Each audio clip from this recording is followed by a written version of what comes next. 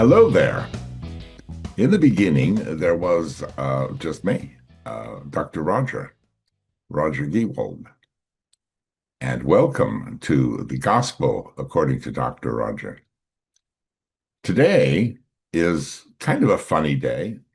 There's just so much going on that it's very difficult to pick whom to speak to and what story to focus on. This country is, as I keep saying, the United Kingdom, inside out, upside down, and backwards. Alice in Wonderland would jump off the cliff.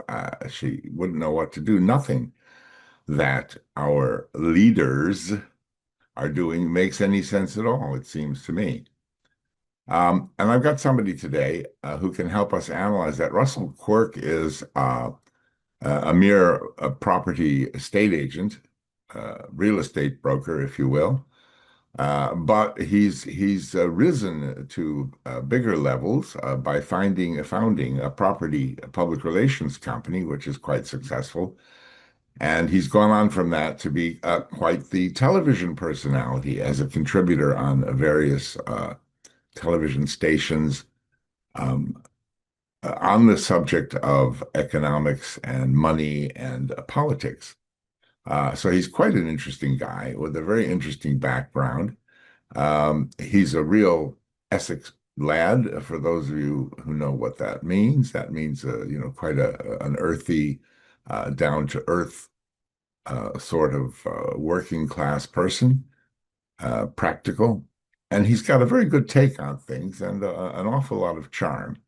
And I think he will shed some light on a number of issues. And what I want to ask him about is as someone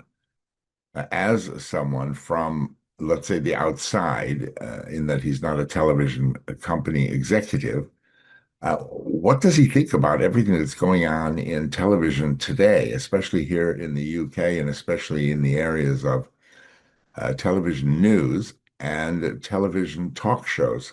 I'm going to ask him that. Let's see how he does.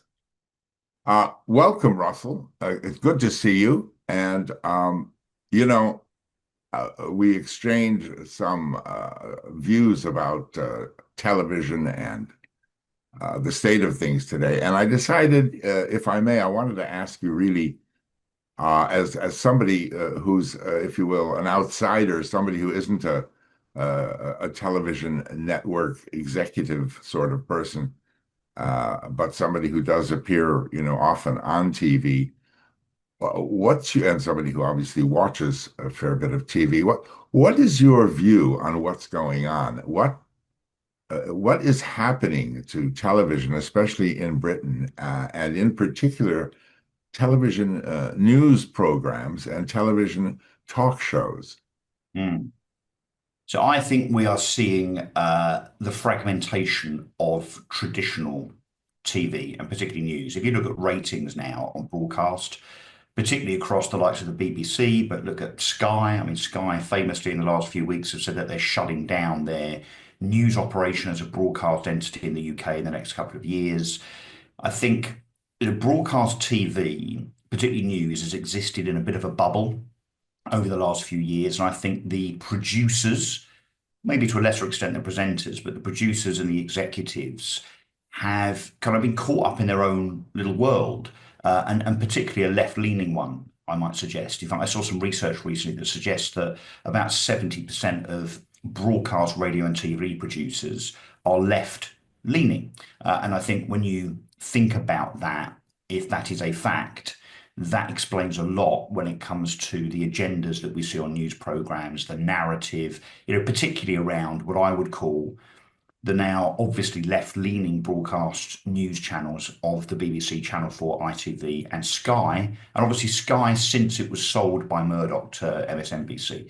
So I think what we're seeing is an agenda-led politics, I think, by TV producers.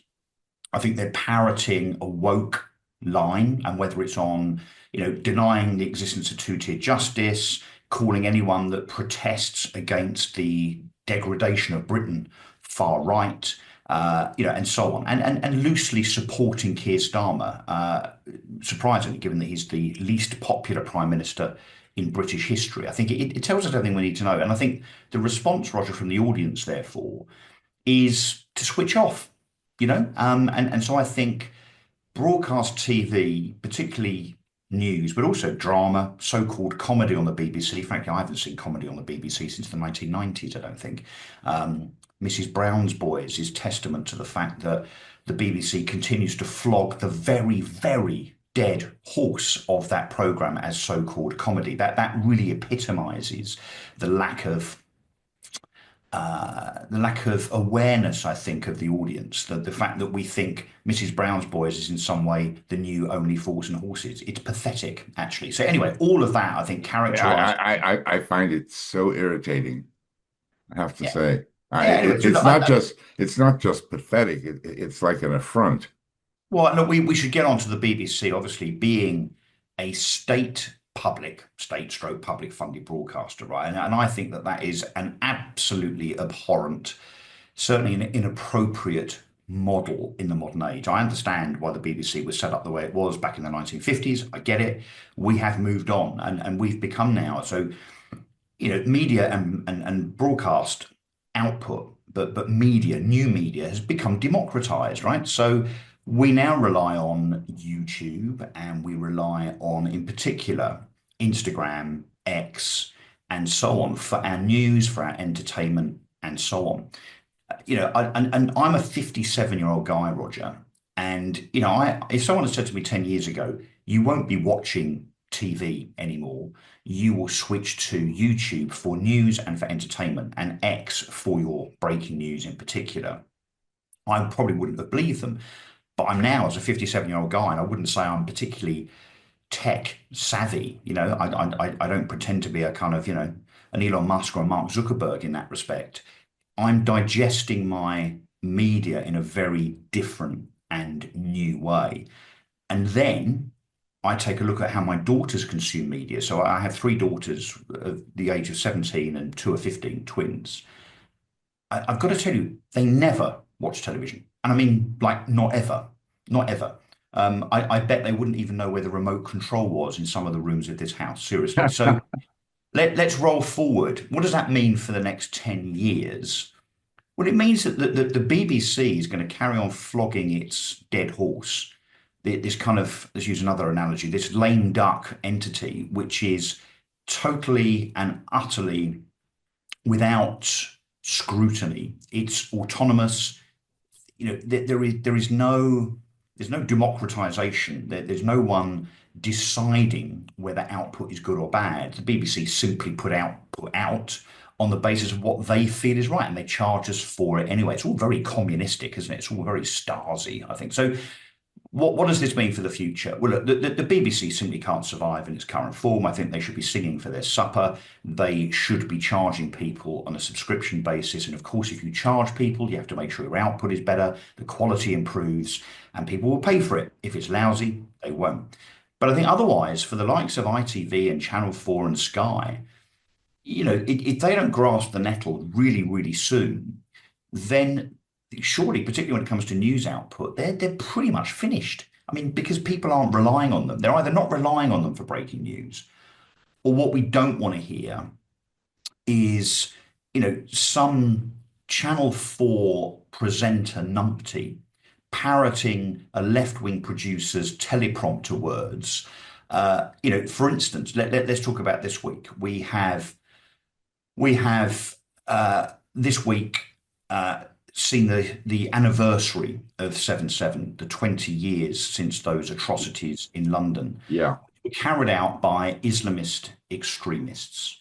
You will not hear the words Muslim or extremist or ISIS or Al Qaeda mentioned from the lips of anyone on the BBC or Channel 4. Why? Why? Let's tell it how it is. If we continue with this two-tier approach, not just to justice, but also to the way that news is disseminated, no wonder people lose faith in that news outlet because it's clearly biased, and they switch off. I mean, as you say, I'm just an amateur, Roger, in all of this. I'm just a guy from Essex that they wheel on every now and again because as you can tell, I can talk, and I speak my mind, right? But I don't know anything about the media industry. I don't know anything about, the hierarchy of how to put a program on or whatever. I've been part of, I suppose, part of the machine as a bit part player. But if even I, as an Essex amateur rent-a-gob, can see what's happening in terms of the mismatch between broadcast news media and the British public, then why the hell can't the executives? It's that's very, very, yeah, you do talk good, real good. It's just it's just incredible. You watch the BBC and you see something that really is so inappropriate to the story. Why would they go in that warped direction? And then you flick to the other channels, Sky and ITV and Channel 4, and my God, it's the same people talking the same way. And what has got into all these folks, you know? Uh, Well, and then we need to get onto the subject of Ofcom, right? So Ofcom is supposed to be there to promote balance. yeah. And, but then, they haul GB News over the coals and try and bring them to some kind of justice with a huge fine just because they have Jacob Rees-Mogg, who happened to be a serving Conservative MP, presenting a program which may be construed as news rather than opinion. I mean, it's all very fragile, isn't it? It's all very thinly veiled. But on the other hand, then you've got Ed Balls, who is the husband of the Home Secretary, interviewing his own wife as Home Secretary, interviewing cabinet members. You've got Kay Burley when the Labour Party were elected, the minute that it was called that it was a Labour victory, you can hear her in the back of the studio jumping up and down for delight. She's on air, she's live, but she's whooping with glee. Is that unbiased? Why did Ofcom not jump in and do something about both of those instances? I mean, so Ofcom are, in my opinion, biased. They are unnecessary. They have an agenda. They are clearly left-leaning. But aside from their approach and their kind of imbalanced approach, and it's ironic, isn't it? They're there to promote balance, but they themselves are clearly imbalanced. Sure. Wow, the irony. But the fact is that we shouldn't, as a British public, as an audience, do we really need a part of the British state, the establishment, to tell us what is right or wrong, what can be said, what can be heard, which opinions are correct? I mean, it's abhorrent to me, Roger, honestly, that we have effectively, I think as Dan Wootton calls them brilliantly, the off communists that are dictating what we hear and believe. It's Orwellian. I mean, it genuinely is Orwellian. I think that the British public have enough intelligence to be able to decide what they hear as being either right or wrong or subject to further investigation or research or whatever. I- We're If not idiots. We're if not idiots. only if only I don't think the British public has been intelligent enough to discern the situation in Gaza and Israel or Ukraine as two examples. And I think they really have been so bombarded with this rubbish that they, believe some things they can't see. For example, the power of Hamas to influence everything that's going on, and that so much of what's happened in Gaza is due to Hamas and nobody else. And they can't even admit, look how long it took to even refer to them as a terrorist organization. So I think the British public has. I agree with all that you say, except for that one point. I think they've been overwhelmed, the British viewers, by a tsunami of false information and prejudicial views on so many different things. I mean, as one of my favorite subjects, which I was very vociferous about for years, couple of years on television. We sat there and sustained 14 interest rate rises from Andrew Bailey and the Bank of England that did nothing other than prolong and increase our inflation, even though Sunak and Hunt and Bailey kept declaiming that it was reducing. And in the end, they said we've reduced. I mean, completely false. Most good economists will tell you that. So they do have their influence, and they are, I think, left leaning, to turn that phrase around, in the sense that they are left, they are dumped.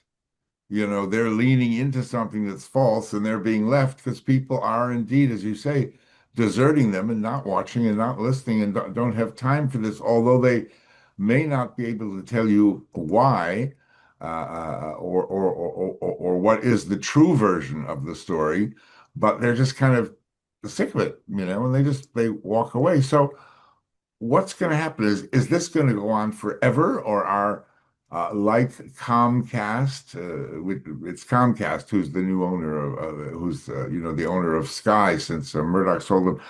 I mean, are they just going to shut them down? Are they going to go out of business? Is somebody more center or center right going to take them over? Are things going to change? What's going to happen? Well, Sky seem to be intent on going offline, so they're going to do what Talk TV have done, which is to Yeah. come away from broadcast and be just on, I guess YouTube and Vimeo, wherever they're going to Well, be. they're still going to be subject to Ofcom because they've still got radio. So Yeah, yeah. So unless they they're going to split go their digital. output. I think they're dropping the linear terrestrial television because it's so expensive, but they're not going digital to get away from Ofcom because they'll still be regulated talk with talk radio. Sky, I don't know. It depends on whether they have radio or not. Well, look, I think it's the ultimate free market test, and I love it, frankly. The fact that, you can't, it's one thing charging people to watch the BBC, no matter how lousy the output. It's quite another trying to make them watch it. I mean, a bit like that lady presenter on North Korean television. I think everyone's pretty much compelled to watch Yeah, what she says every evening. So yeah, we're not quite there. So I think the free market test will certainly be that no matter what form these institutions take, the audience are going to kind of march with their feet. And I suspect that if Sky become just radio and YouTube, you'll see their audience plummet and plummet, which means that they're not going to see any revenue from YouTube. They're not going to see much in the way of revenue, I wouldn't imagine, from sponsors and adverts, because of course the lack of those is one of the reasons why Sky News is going to shut down. yeah. We're seeing the democratization, we're seeing the fragmentation. You should, let's look at some examples of people that have done this really well. Do you mind if we just do that? And look at the alternative to Sky, the alternative to Channel 4, the alternative to the BBC, which is people like Dan Wootton, people like Maya Tusi, and so on. So these examples, and in the States, wow, let's get on to the US in a second. The States obviously has, I think, really nailed this freedom of output, this freedom of opinion that can be digested, by whomever, whenever, whereby they then just simply form their own opinion. Whether you want to watch CNN all day and listen to a very Democrat-focused approach, or you want to listen to Megyn Kelly or Tucker Carlson. Tucker Carlson kind of blows with the wind a bit like Piers Morgan, I suppose, but Megyn Kelly, I think, is a really good example. Josh Rogan, or Joe Rogan rather. So you've got in the US what I would like to see here, which is a free market approach, but I think it will be off broadcast. It'll be linear for sure. Don't be fooled. The States is not like that. We'll come to that in a second. Um, I wanted to draw a distinction, though, in what you were saying between the Beeb and the others, because the BBC is so big, is so institutionalized, is so much a part of British life. And to be fair, there is so much about the BBC even now, which is terrific, which is so professional, which is Lord Reith would be proud of, which is the absolute zenith of broadcasting. There's still so much of that around, that I don't think it can disappear or be brushed aside in the same way as Sky or Channel 4 or the others might. So let me ask you first, before we move on to the States, what will actually happen to this monolith, the BBC? Where do you actually see this in 5 years? Look, if I was the cabinet member for culture, media, and sport, what would I do? I would pare down the state-funded, public-funded, free element of the BBC to bare news. I mean, that would be it in terms of, almost like a world service type of approach.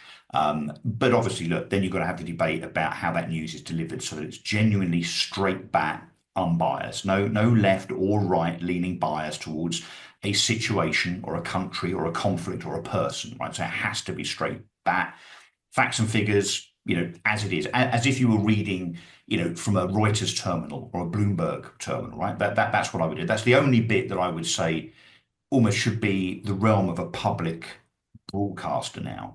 Everything else I would make subscription based. I mean, that's what I would do because, again, that's the epitome of the free market. Now, if the BBC drama and comedy department are heralded as being so good, well, then why would they not stand on their own 2 feet? And if you did have, all sorts of wonderful productions for drama and brilliant comedy like The Only Fools and Horses and the Fawlty Towers of this world, well, I mean, I would pay if there was a BBC comedy channel and it was £7.50 per month and it had the equivalent of what we had back in the 80s and 90s, both in terms of drama, or comedy, or whatever, whatever those fragmented subscription channels are.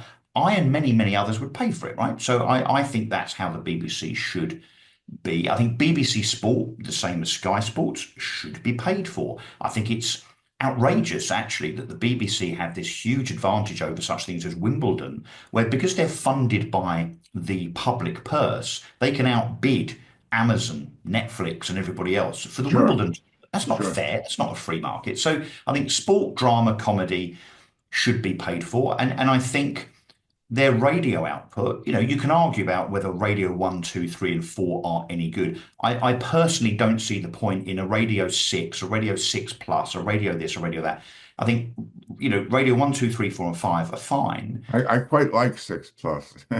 Well, no, but again, but I think, Roger, that when you get to six and six plus and six max or whatever, it's becoming very, very indulgent, isn't it? And Mhm. again, but with no audience test. So I would say simply, you have to have adverts, right? And Radio One would have an ad break every half an hour or 20 minutes or whatever. The same for Radio Two, the same for Radio Three, the same for Radio Four. And the proof of that is Times Radio. Times Radio is effectively Radio Four with ads, right? And I think since launch, whenever 3 or 4 years ago, that seems to be somewhat successful. So I would make it stand on its own 2 feet, sing for its supper, and stop not only making people pay 100 and whatever it is now, £170 a year for their license fee, but I suggest that we stop imprisoning people for not paying their license fee. I mean, banging up Hilda Smith from Scunthorpe because she can't afford to pay for a television that she probably doesn't watch. What sort of society are we when that in 2025 still prevails? I know, I know. There are certainly some anomalies there.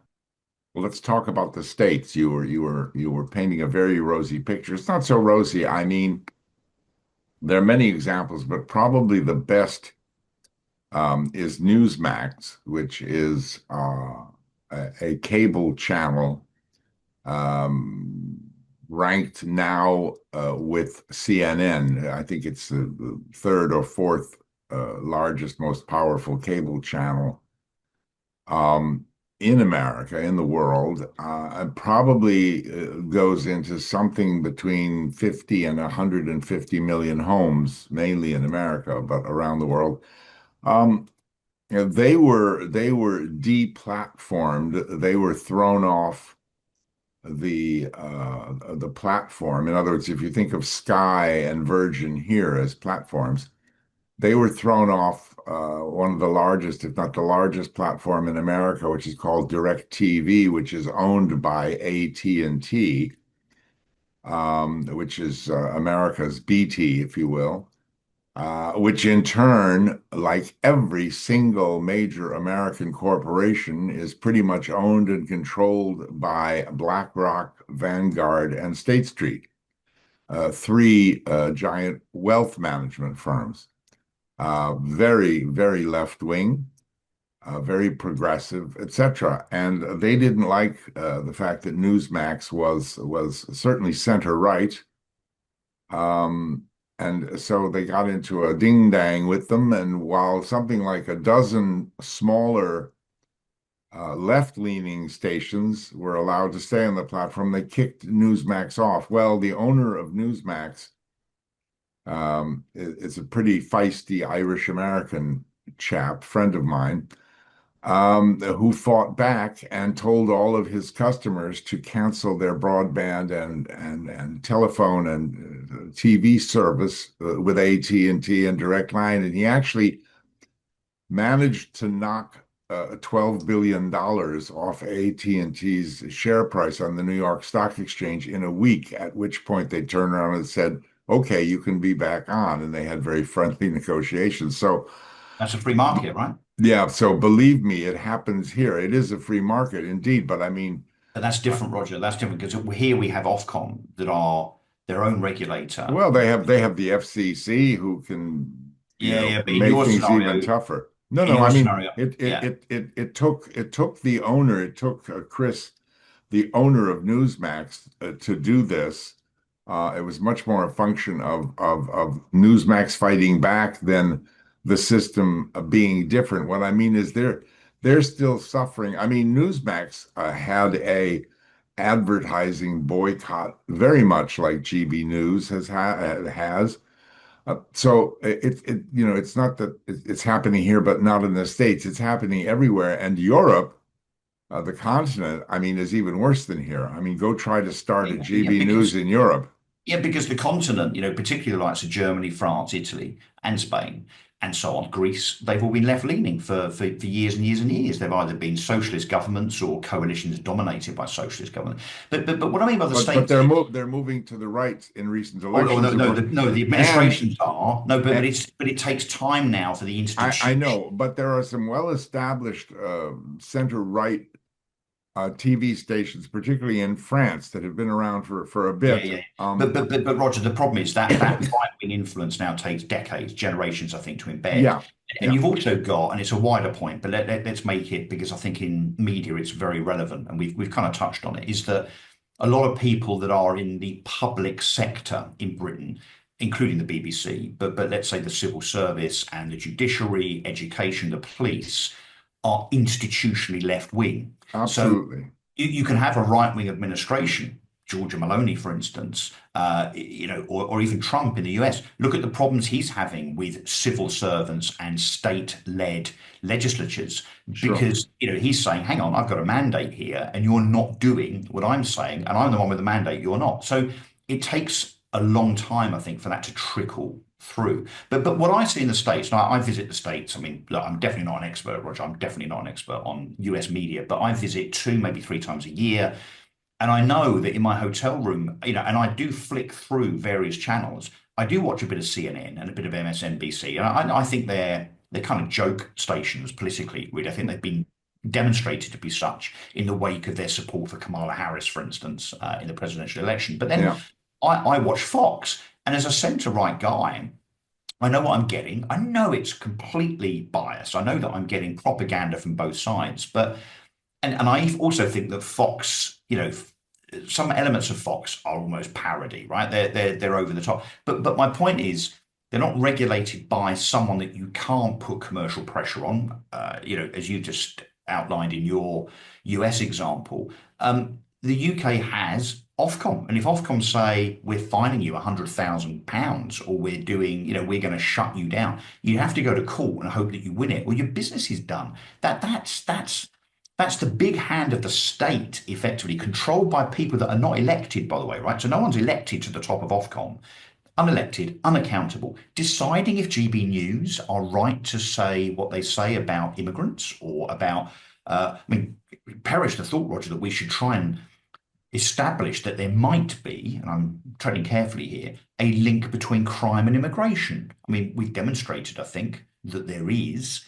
But as soon as you start talking about that on GB News or Talk, Ofcom's ears prick up and they think, oh, this is something that we can quash, we can quell, we can make sure that this isn't spoken about because we have a different political agenda. And that's terrible, because that's not Yeah. freedom of speech, that's not free markets, that's a regulator with an agenda but unelected dictating what people say and hear and believe in the UK. So I think the UK is definitely far less liberal in my experience, my limited experience of media than the US. Oh yeah, no, I didn't mean to say that wasn't the case, but what I didn't want you to do was paint a picture that, over there you can do what you want because, Yeah, yeah, yeah, yeah, yeah, I mean, I mean, in the example I gave, it was economic pressure, which is much worse, that was brought to bear yeah, yeah, yeah, yeah. on the I tell you Newsmax. what is interesting, Roger, is every now and again you end up having a conversation with a media colleague, should we say, about setting up a YouTube channel, like Dan Wootton's done, like Mark Dolan's done, like Maya Tusi's done. And I've got friends, fun enough, that work in the podcasting world. And I don't do a political podcast. I do a couple of property podcasts. But I'm always told that being centre right in broadcast or new media, so YouTube, podcasting, or whatever, is really hard to sell advertising and sponsorship for. Now, again, there's a difference there because you look at, Tucker Carlson, Megyn Kelly, Piers Morgan now, whatever their politics are, they can be controversial. They can sow close to the wind, but they have managed to secure tens of millions, hundreds of millions of pounds worth of sponsorship in the US. Sure. In the UK, it almost seems that we've got this culture now, which, like you rightly say, with GB News being encouraged or their viewers encouraged to switch off because GB News might have an alternative, less progressive view, or indeed to suggest that advertisers shouldn't advertise with them. This scenario in the UK, it's so fabricated, so stilted, it's so engineered, it's so biased. I mean, why shouldn't an entity that is on YouTube or a podcast or indeed broadcast that wants to say that it is worried about the destruction of Britain, it's worried about multiculturalism having not worked, it's worried about the cost of immigration towards benefits, costs, and crime. Why shouldn't that be a narrative? You can believe it or you cannot believe it. You can support it or not support it. Yeah. Instead, that narrative is not only frowned upon and you can get cancelled, as many people have, but advertisers are told if you associate, if you're, M&S, for instance, who GB News have just got back, incidentally, if you're M&S, we're not going to shop with you if you broadcast someone's opinion that uncontrolled immigration and small boat migration, predominated by 25-year-old men with no passports with criminal records, if you say that's bad, we are not going to come and buy our ready meals from you anymore. I mean, Yeah. what bullshit is that? It's incredible. It really is. Look, we're out of time, and we could go on for a couple more hours about this, I think. But you're absolutely right, and you express it in a very agreeable and digestible manner. And it's a real problem, and it makes one very, very angry, doesn't it? But we'll pick this up again. I just want to thank you for joining us, and it's been good. Thank It was you, my pleasure. Russell. What I'm going to say in closing, look, the political administrations don't last forever. This one in Britain right now, we have until 2029. It is outrageous. It's hideous. It is the least popular, the least effective, the least sensible and competent administration I think this country's ever seen. 2029, it all changes. And the last administration wasn't able to do the necessary to prevent us from being where we are today, I have to add. So it's been I interviewed Nigel Farage about a year ago. I asked Nigel why we have such bad politicians in the West in most cases. And he said, because I had a very good answer, because in the days of Truman and Eisenhower and people like and Trump and people like that, Berlusconi, we had people who had made it big and wanted to give something back. And in the case, for example, of Berlusconi and Trump, they knew how to give the customer what they want. Yeah. Today, we have a bunch of Oxbridge PPE graduates who are professional politicians. They don't know how, they don't know what, and all they care about is the votes And it, power for power's sake. and power. And it You've just makes for characterised the entire Labour front bench. and the Tories in the last 14 years who've let us down so many times that I can't count. And that's why we're where we are. Anyway, Russell, thank you very much, and we'll have you back. We'll see you again soon. My pleasure. Great to see you. And thank you all for listening. We'll see you next week.